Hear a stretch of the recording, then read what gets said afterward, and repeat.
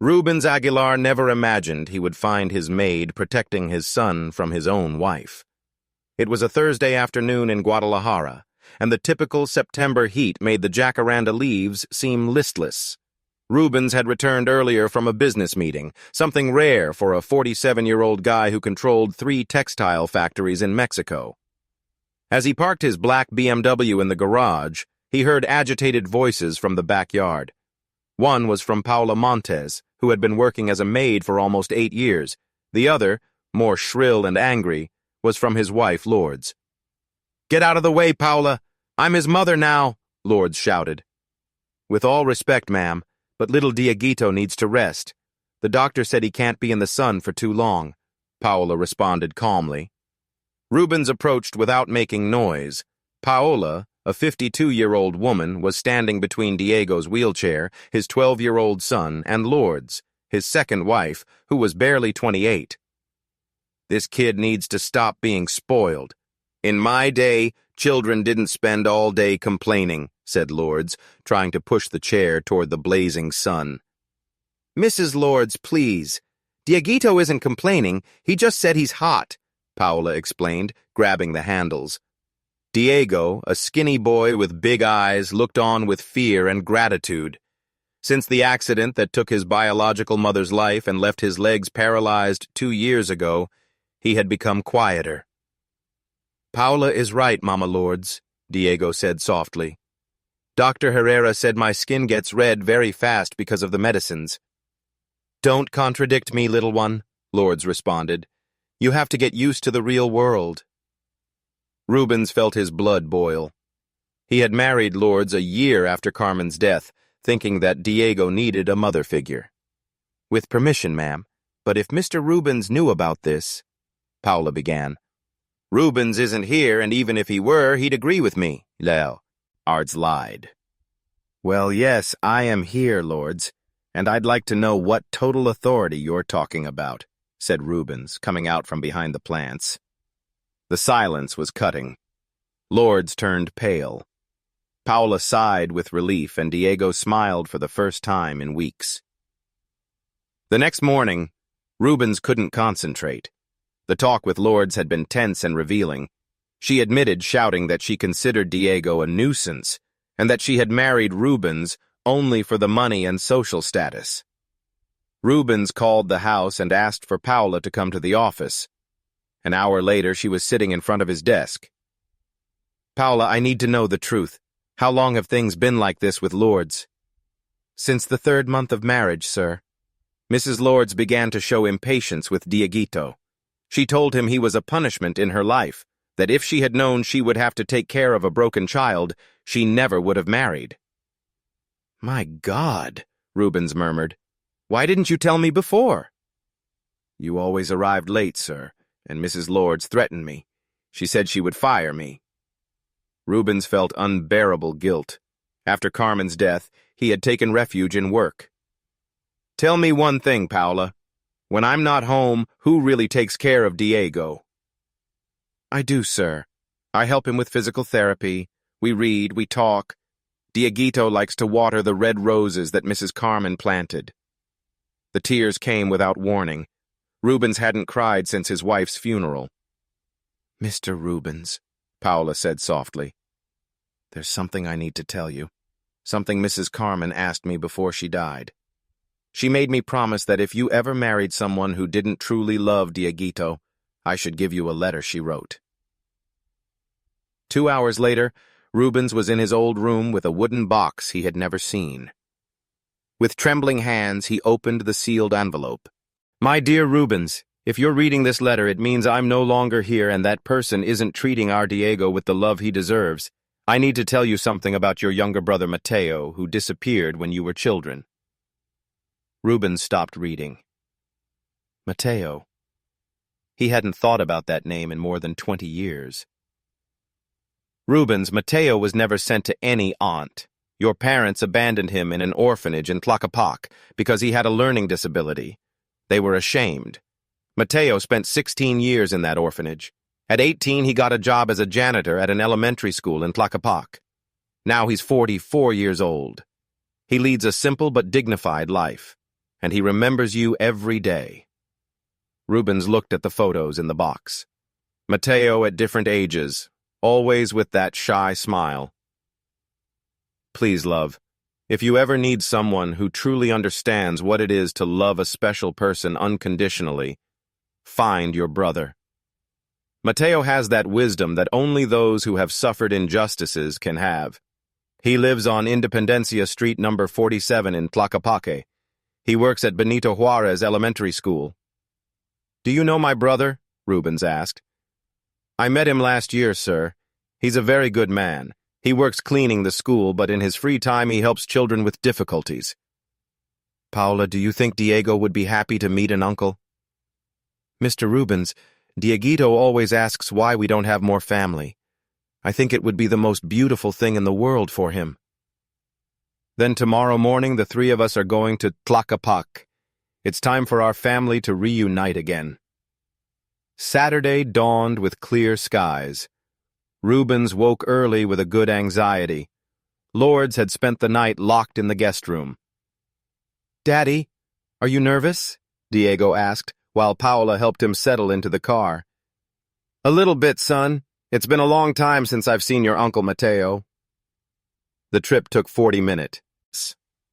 Independencia Street was quiet, with small, well-kept houses. Number 47 was a simple house painted light blue. In the small front yard, a man was watering some violets. It was Mateo. When their eyes met, the watering can slipped from his hands. Mateo smiled with that wide smile Rubens remembered and began walking toward the car. Hello, brother, Mateo said with a hoarse voice. Mateo, I'm so sorry. Sorry for all these years.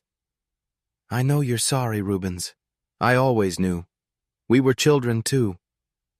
The two embraced while Paula helped Diego get out. When Mateo saw the boy in the wheelchair, his eyes filled with tears.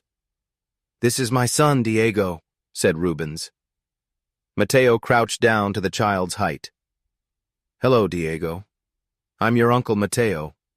I've waited a long time to meet you. Hello, Uncle. Do you like plants? I saw you have a really nice garden.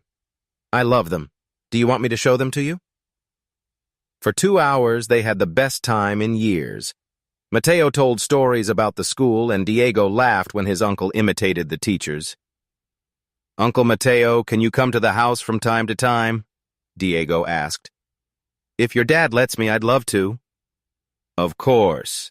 In fact, Mateo, wouldn't you like to live with us? Said Rubens. Rubens, I appreciate it, but I have a simple life here. You don't have to change who you are, Diego said. My dad has a big house, but sometimes it feels sad. I think with you there it would be happier. Mateo smiled. Can you give me a few days to think about it? On the way back, Diego fell asleep smiling. When they arrived at the big house, they found all the lights on and 2 suitcases at the entrance. Lourdes was waiting for them in the living room. You're back from the family reunion. I hope you enjoyed it because it's going to be the last one. Rubens asked Paula to take Diego to his room. Sit down, Lourdes. We need to talk. No, I'm going to talk first. I heard everything about the letter, about that lost brother. Well, keep your dysfunctional family. I'm not going to spend the rest of my life taking care of a disabled child.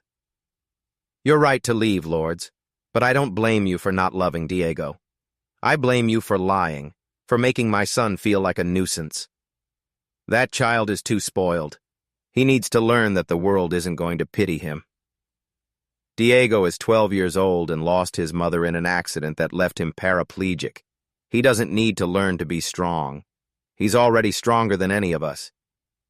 You think money solves everything? That little one is going to be a burden his whole life. I'm going to be happy again being a present father, being the brother I should have been, and surrounding my son with people who truly love him. And who are these people? The maid and the failed brother? Paula is more of a mother to Diego than you ever were, and Mateo is more of a man in his simplicity than many important people I know. 2 hours later, Lourdes had left. Mr. Rubens, said Paula, are you okay? Yes, for the first time in a long time, but I have a proposal. I want you to officially be Diego's godmother with legal rights, and I want to give you a small house here on the property." Paola's eyes filled with tears. "It would be the greatest honor of my life." That night, Rubens called Matteo. "Brother, I changed my mind. I don't just want you to live with us. I want you to be my partner. How about we ope? In a specialized school where children like Diego can learn with love and respect? You would be the educational director." "Rubens, are you serious?" "I've never been more serious. Diego would have a school made especially for him." "My God, yes, I accept. This is everything I've always dreamed of." 3 months later, the family had restructured. Matteo lived in the big house and helped Diego every day. Paola had made her position as godmother official. The school project was advancing quickly. Diego had flourished impressively. He laughed every day, and for the first time since the accident, he had started talking about the future with hope. "Daddy, when our school opens, will I be able to help other kids who use wheelchairs like me?" "Of course, son. You're going to be our special consultant." On Christmas Day, Lourdes appeared at the door with a different face, less arrogant. "Hello, Rubens. Can I talk to you?" "I came to return this," she said, handing him the wedding ring, "and to apologize. You were right about loving someone by accepting them completely. I appreciate you coming. I didn't come to ask us to get back together. I came to say I hope you're very happy." Diego appeared pushing his chair. "Hello, Aunt Lourdes. If you want, you can come see our school when it opens. We're going to teach special children like me." Lourdes smiled genuinely. "Maybe so, Diego. Maybe so." That night, the family gathered for dinner. It was the first time in years that Rubens felt complete. "Can I make a toast?" Diego asked. "I want to toast to our family, to Godmother Paula, to Uncle Matteo, to my daddy who smiled again, and to my mom Carmen, who continues watching over us, and also to all the children who are going to study at our school." Rubens understood that family isn't just who is born with you, but who chooses to be with you. And true love doesn't need perfection, but finds beauty in imperfections. 6 months later, the specialized school Carmen Aguilar opened its doors. Diego cut the inaugural ribbon alongside his father, his uncle, and his godmother. In the garden they planted red roses, the same ones Carmen had planted years before. Rubens understood that some of the greatest blessings come disguised as challenges. His special son had taught him about unconditional love. The loss of Carmen had shown him the value of the right people, and the reunion with Matteo had proven to him that it's never too late to correct the mistakes of the past. Sometimes starting over isn't going back to the beginning. It's just choosing a new path with the people who truly matter by your side.